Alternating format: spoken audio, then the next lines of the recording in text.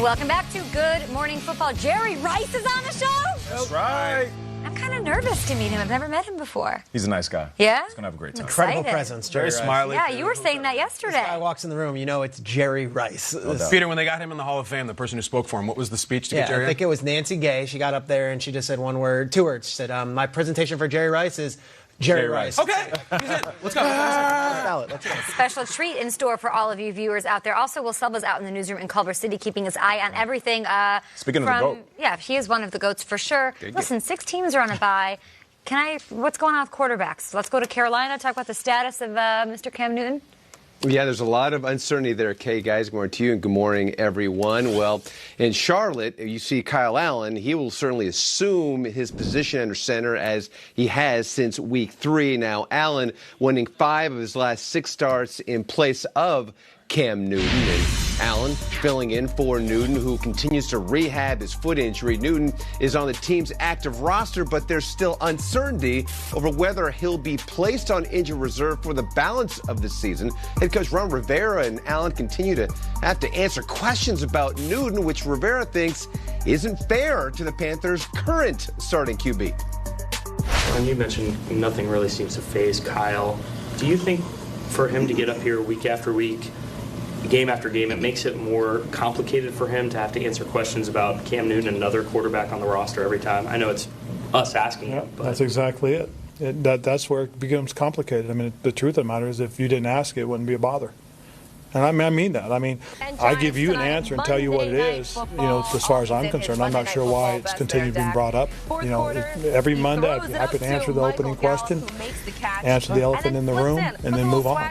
And I think, you know, for him, you know, he goes about it because it's asked, and that's the truth. I mean, it really is. I mean, you know, I know you guys have to do a job and try to get information, but I'm gonna tell you, I'm telling you the truth. Okay, I'm telling you what I know. I'm not gonna get up there and make a story. If I'm gonna tell you exactly what I know. Okay, and what these guys know is what I tell them. And to me, it's the truth. Coach Rivera not holding back. Meanwhile, the Jets could be facing the possibility of being without running back Le'Veon Bell. Bell undergoing an MRI on his knee. Now, head coach Adam Gase didn't want to speculate on it, but did say something didn't feel right for Bell. Gase referring to the situation as, quote, Ray. Bell averaging a career-low 3.3 yards per carry this season. Sure, X's and O's, scheming, strategizing, Lamar Jackson, all have played a part in the Ravens' success this season, but for head coach John Harbaugh, it goes much deeper than that. Harbaugh believes in the mystical powers of his belt. Harbaugh revealing to our Mike Silver that he wears a special black belt with purple stitches. Harbaugh vowed that if the team had a 6-2 start or better at the halfway portion of the schedule, he would give everybody belts. He said it might be expensive, but everyone is indeed getting one. And I know, Nate, if Mike Tice had given you a leather belt with purple notches, you'd be into it, right? 100%. You give me a belt with purple notches right now, I'm going to rock it. Yeah, you are.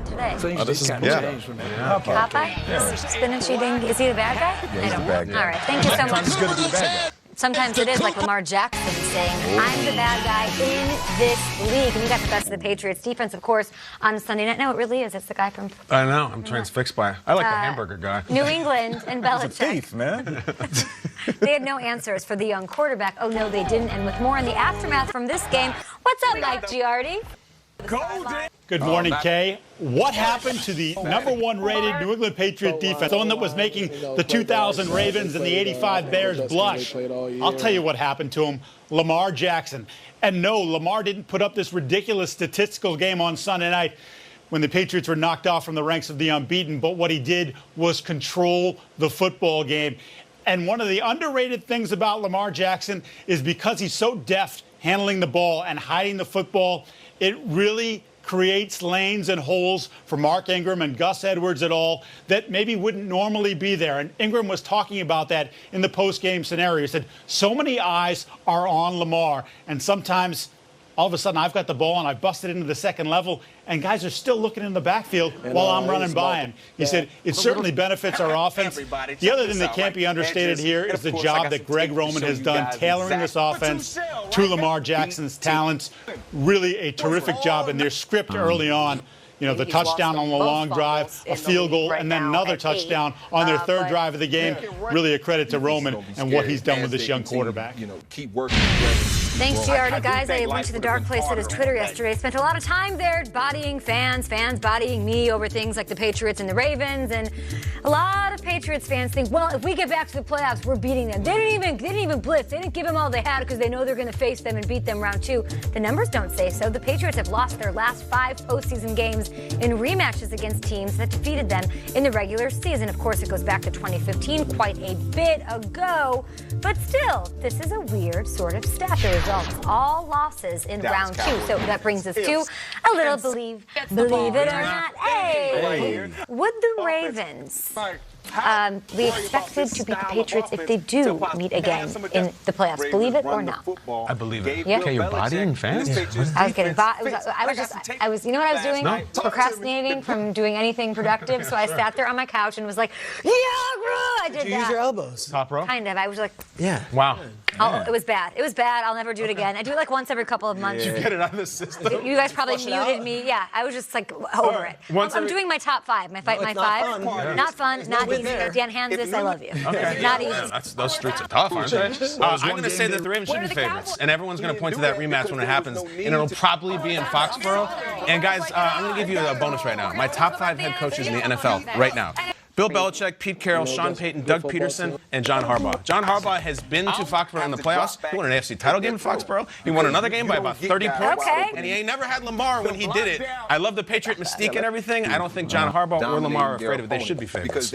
Lamar Jackson had a playoff game experience last year. Maybe that helps him this year, but it didn't go well. And if this game is played in New England, I can't pick against the Patriots. Even Harbaugh and the Ravens, everything I just said. And Harbaugh's beaten the Patriots in the New England twice now in a playoff game. And yet, if you look at the last 9 times, the Patriots have been home in the playoffs. It's a win.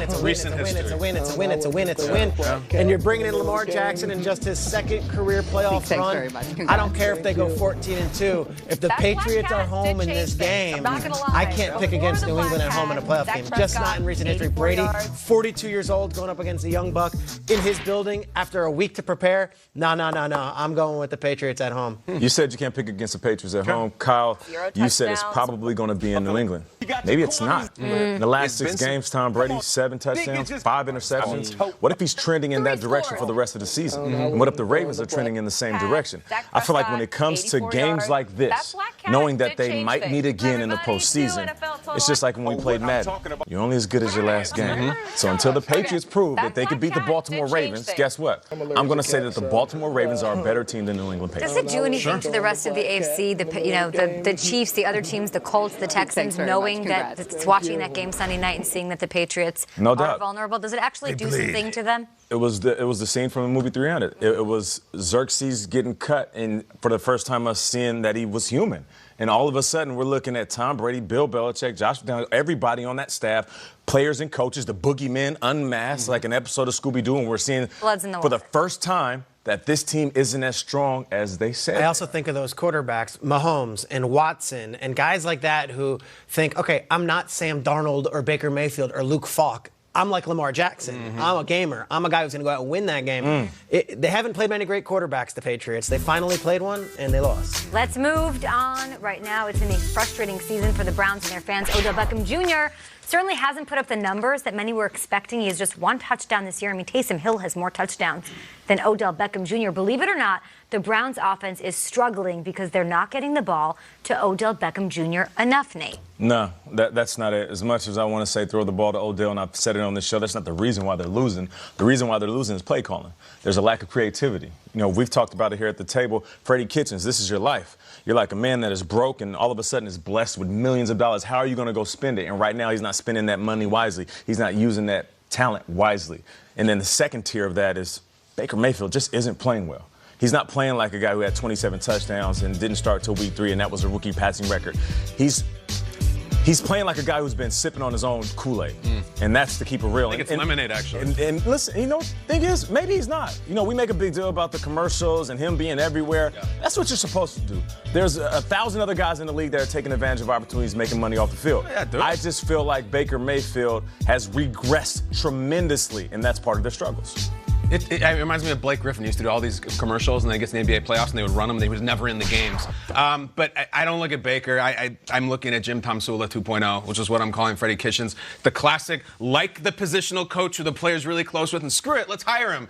I mean, it's like a Disney movie, like Hockey Mom President. It's absolutely crazy what's going on here. And all of our worst fears the whole offseason, well, they got a lot of talent. What about that coach? They're all coming true. If I see talent and no wins, you look at the head coach. I think that loss for them this past week was worse than the Jets lost to the Dolphins. I mean, they lost to Brandon Allen. You can't do that. You can't do it. I look at the coach. It has to be him. What was the Disney movie with Tony Danza, that garbage? The kicker in Philadelphia. Yeah, it's basically what's going on in Cleveland. Yes. Put it on my list. Odell certainly, do not. You're fine.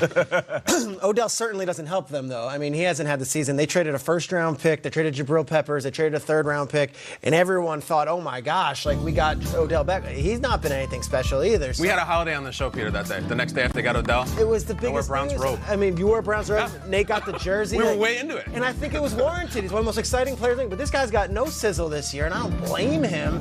But it certainly would help giving the ball to one of the best playmakers in all of football.